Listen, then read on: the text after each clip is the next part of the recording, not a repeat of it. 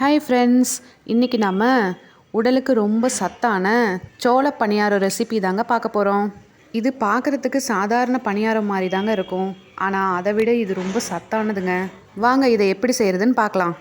முதல்ல 1.5 டம்ளர் வெள்ளை ஜோளம் இருக்குல்ல, அதை எடுத்துக்கோங்க. அது கூடயே 3/4 டம்ளர் அரிசி போட்டுக்கோங்க. இட்லி அரிசியும் போட்டுக்கலாம், இல்லைன்னா சாப்பாட்டு அரிசியும் போட்டுக்கலாம், எது வேணால் போட்டுக்கலாம். அதுக்கப்புறமா 1/4 டம்ளர் உளுத்தம்பருப்பு போட்டுக்கோங்க. அதுக்கப்புறம் கொஞ்சமாக 1/2 ஸ்பூன் வெந்தயம் போட்டுக்கோங்க. இது எல்லாத்தையுமே ஒன்றா ஒரு பவுலில் கொட்டி அதை நல்லா 4-5 வாட்டி சுத்தமாக கழுவிட்டு அதுக்கப்புறமா தண்ணி ஊற்றி நல்லா ஒரு 3 மணி நேரம் ஊற வச்சுடுங்க.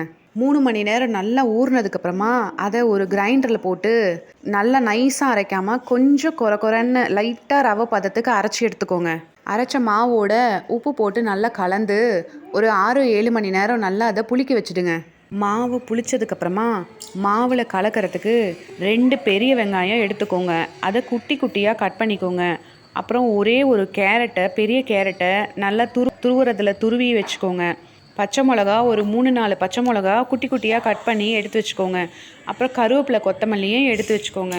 ஒரு வாணலியில் எண்ணெய் ஊற்றி அதில் கடுகு உளுத்தம்பருப்பு போட்டுட்டு பச்சை மிளகா வெங்காயம் கேரட்டெல்லாம் போட்டு நல்லா வதக்குங்க. கடைசியாக அதில் கருவேப்பிலை கொத்தமல்லியை போட்டு நல்லா வதக்கிட்டு அதை இறக்கிடுங்க.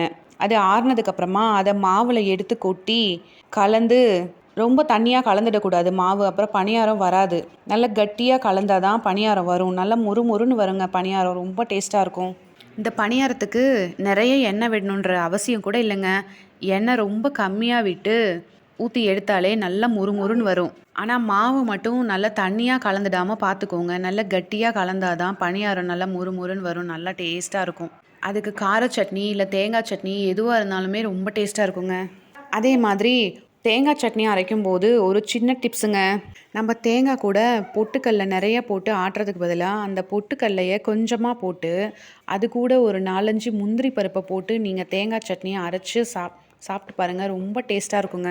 எப்பயும் போல் மீதி எல்லாமே தேங்காய் சட்னிக்கு நீங்கள் எப்பயும் போல் போட வேண்டியது தான். அந்த பொட்டுக்கல்லையே கொஞ்சமாக போட்டுட்டு அது கூட முந்திரி பருப்பை போட்டு அரைச்சி தேங்காய் சட்னி செஞ்சு பாருங்கள், ரொம்ப டேஸ்ட்டாக இருக்கும். இந்த வீடியோ பிடிச்சிருந்தா SS Vlogsக்கு சப்ஸ்கிரைப் பண்ணுங்கள், ஷேர் பண்ணுங்கள், செஞ்சு பார்த்துட்டு கமெண்ட் பண்ணுங்கள். Bye friends.